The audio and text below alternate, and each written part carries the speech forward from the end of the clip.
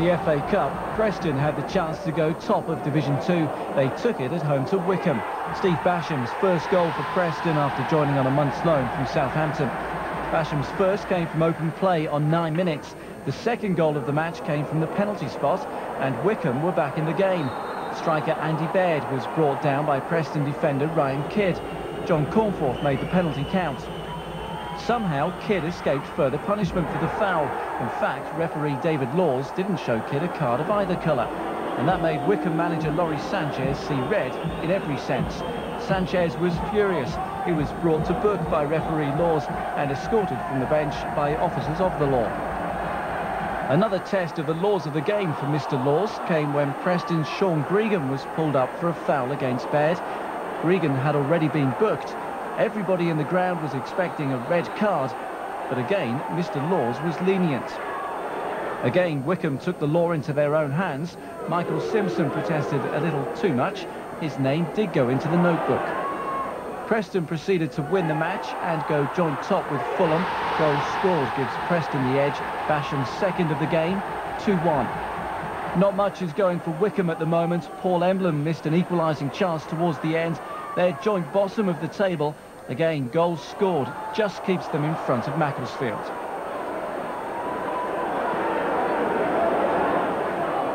Walsall are third. They soon had their noses in front at York. Darren Rack's in-swinging free kick deceived everyone. For the second match in a row, York were a goal down inside 3 minutes. Walsall have their eyes on promotion. Andy Watson kept his eyes on the ball, always in control of this one, and a cool finish to beat homekeeper Bobby Mims and open up a 2-goal lead. York's Richard Cresswell has had a good week. He wore an England under-21 shirt for the first time in their win against France. He finished the week with a goal, but this time on the losing side. Cresswell's 18th of the season, not enough for York. 2-1 to Walsall. Gillingham are up to 4th. They've only lost once in their last 22 in Division 2. Paul Smith got the match winner at Northampton. Town goalkeeper Billy Turley looked to have it covered, but the 25-yarder squeezed in. Northampton are back in the relegation placings. Bournemouth against Manchester City had everything but goals. Both sides went close, but the score sheet, unlike the notebook, remained blank. A capacity 11,000 crowd saw referee Brian Coddington take the lead role. Kevin Horlock was sent off, apparently for walking towards Mr. Coddington in an aggressive manner. Jamie Pollock, meanwhile, was shown red for that challenge. 2 sendings off and 5 bookings, all for City. The skipper didn't find it funny. Well, again, the referee, I'd be very surprised if the referee gets many more games, because I think it was quite laughable, really. You could get into trouble for comments well, like that. As I say, I'm an honest person, and I feel very passionate about football, and I feel very passionate when I feel hard done to. And today I feel very hard done to. I don't believe I should have been sent off. Other people might view it differently, but that's what I believe. Lincoln City are putting together a home run which could save their second division status. Tony Battersby headed the first against Millwall. Millwall had goalkeeper Ben Roberts making his debut on loan from Middlesbrough. He failed to collect a second-half corner. Steve Holmes made it 2-0. Lincoln climbed out of the relegation zone. If we had the choice, we'd end the season today. That was it. Say goodbye and go on holidays, and think we've had a brilliant season. But that's not the way of things, is it? But yeah, you can just imagine how pleased we all are to be out that dreaded bottom 4. Now our job is to make sure we stay out of it and climb up the league if we possibly can. Colchester against Wigan on Friday night. Home goalkeeper Carl Emberson was the star of the show.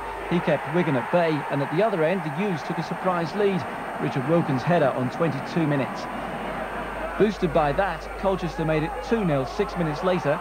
David Gregory passing to brother Neil for his 11th goal of the season. United's revival under new manager Mick Wadsworth continues. It finished 2-1. Wigan defender Kevin Sharp at last managed to beat Emberson, but Colchester are on a decent run. It's now 4 games without defeat, and they're starting to move into the safety of mid-table.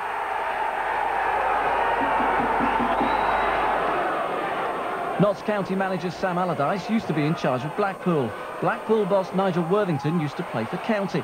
Mixed emotions then for the managers as Stephen Bushell's match winner gave Blackpool the points at Meadow Lane to put County deeper into relegation trouble.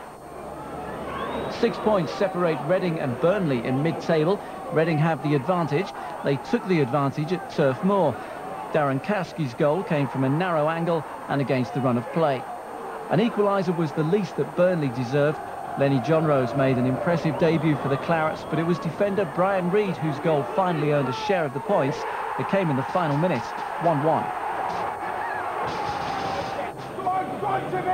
Luton Town slipped up at home to Wrexham despite taking the lead. The Hatters' teenage striker Gary Doherty, another using his protractor to measure the angle and beating the keeper by a matter of degrees. That's his third goal in 3 games. If that was an acute angle, here's an obtuse fact. US college graduate Jake Edwards was making his league debut for Wrexham because Carl Connolly's wife had gone into labour. Edwards fired him off the post to level the scores. Wrexham's winner was scored by Carl Griffiths. His second goal in 2 games claimed the 3 points. Griffiths is on loan from Leyton Orient. Wrexham, though, are struggling to find the £200,000 to make the move permanent. Macclesfield, meanwhile, continue their struggle against relegation. Given hope by a 1-0 victory at home to Oldham, Effie Sodger's goal ended a 3-month spell without a league win for the division's bottom club. Preston made the most of Fulham's preoccupation with the FA Cup. Their better goal-scoring record gives them the edge at the top, but the Londoners have 2 games in hand. Walsall keep pace in 3rd. Gillingham swap places with Bournemouth. Lincoln's recent improvement has really paid off. As you heard, their home win over Millwall lifts them clear of the drop zone at last. Bottom club Macclesfield are now level on points with Wycombe, and they've a game extra to play.